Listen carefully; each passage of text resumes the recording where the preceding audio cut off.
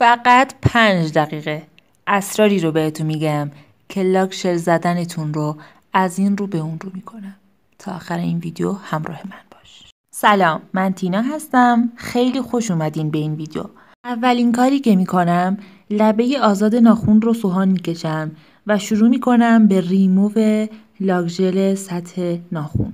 من حتما یک ویدیو از ریموو اصولی سطح مواد و لاکژل روی ناخن رو بهتون آموزش میدم. به همین خاطر من امروز خیلی سریع از این مورد رد میشم، ولی جای هیچ نگرانی نیست. اون قول ویدیوشو به شما دادم.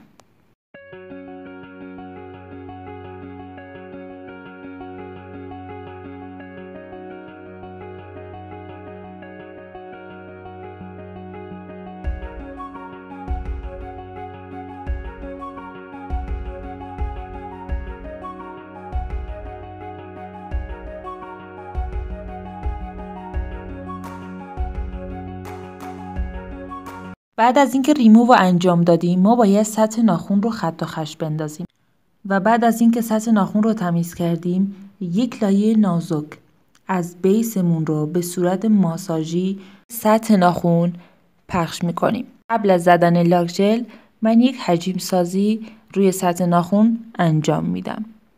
شما ممکنه توی ریموو کردن مواد روی سطح ناخن ساختمان ناخن رو به هم ریخته باشین، قسمت اپکس کامل از بین رفته باشه و میتونید با یک حجم سازی این اپکس و ساختمان ناخن رو دوباره برگردونید. لاکژلی که در اثر سرما سفت شده رو با فندک میشه درست کرد. لاکژل تمیز قلق داره.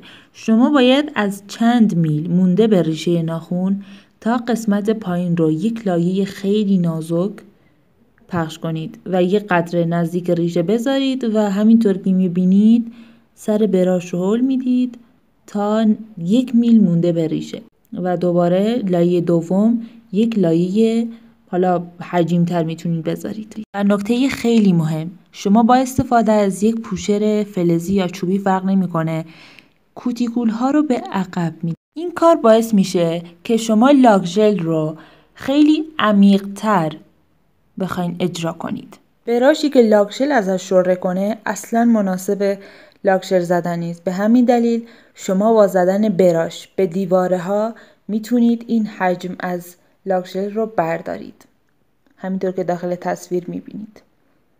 به همین دلیل براشی که یک سمتش لاکژل داشته باشه و سمت دیگه نداشته باشه گزینه خیلی خوبیه برای لاکژل زدن.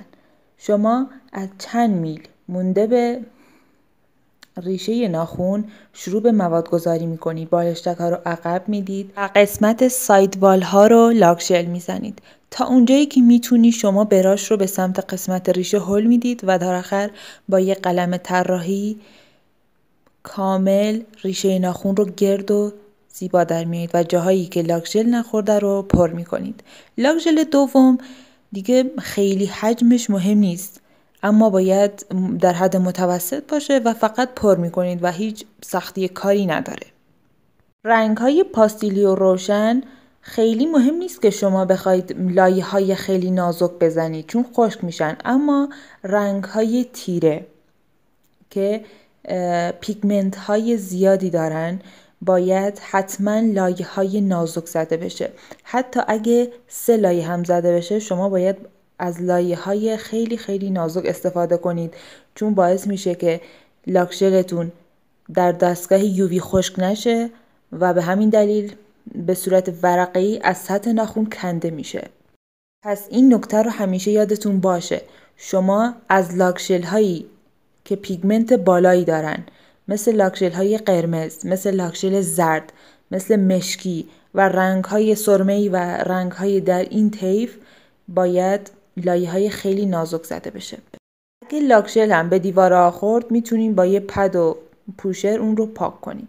در نهایت کار رو با یک تاپ شاین تموم میکنیم.